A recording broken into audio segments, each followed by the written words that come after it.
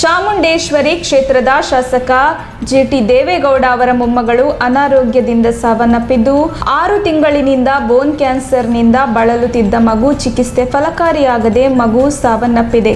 ಜಿಟಿ ಹರೀಶ್ ಗೌಡ ಪುತ್ರಿಯಾಗಿರುವ ಗೌರಿ ಮೃತಪಟ್ಟ ಬಾಲಕಿಯಾಗಿದ್ದು, ಬಾಲಕಿಯ ಸಾವಿಗೆ ಮಾಜಿ ಸಿಎಂ ಸಿದ್ದರಾಮಯ್ಯ, ಮಾಜಿ ಸಿಎಂ ಎಚ್.ಡಿ. ಕುಮಾರಸ್ವಾಮಿ, ಕೆಪಿಸಿಸಿ ಅಧ್ಯಕ್ಷ ಡಿ.ಕೆ. ಶಿವಕುಮಾರ್ ಸೇರಿದಂತೆ ಹಲವು ಗಣ್ಯರು ಕಂಬನಿ ಮಿಡಿದಿದ್ದಾರೆ. ಮಾಜಿ ಸಚಿವರ ಆತ್ಮೀಯರೂ ಆದ ಜಿಟಿ ದೇವೇಗೌಡರ ಮೊಮ್ಮಗಳು ಗೌರಿ ಸಾವಿನ ಸುದ್ದಿ ತಿಳಿದು ಅತೀವ ಸಂಕಟವಾಯಿತು. ಬದುಕಿ ಬಾಳಬೇಕಿದ್ದ ಎಳೆಯ ಕಂದಮ್ಮನ ಅಗಲಿಕೆಯಿಂದ ನೊಂದಿರುವ ಜಿಟಿ ದೇವೇಗೌಡರ ಕುಟುಂಬದ ಶೋಕದಲ್ಲಿ ನಾನು ಭಾಗಿ ಎಂದು ಸಿದ್ದರಾಮಯ್ಯ ಟ್ವೀಟ್ ಮಾಡಿದ್ದಾರೆ. ಶಾಸಕರಾದ ಜಿಟಿ ದೇವೇಗೌಡ ಅವರ 3 ವರ್ಷದ ಮೊಮ್ಮಗಳು ಗೌರಿಯ ನಿಧನದ ಸುದ್ದಿ ಕೇಳಿ ನಿಜಕ್ಕೂ ಮನಸ್ಸಿಗೆ ನೋವುಂಟಾಯಿತು. ಬದುಕು ಕೆಲವೊಮ್ಮೆ ತುಂಬಾ ಅನಿಶ್ಚಿತ ಮತ್ತು ಕ್ರೂರ.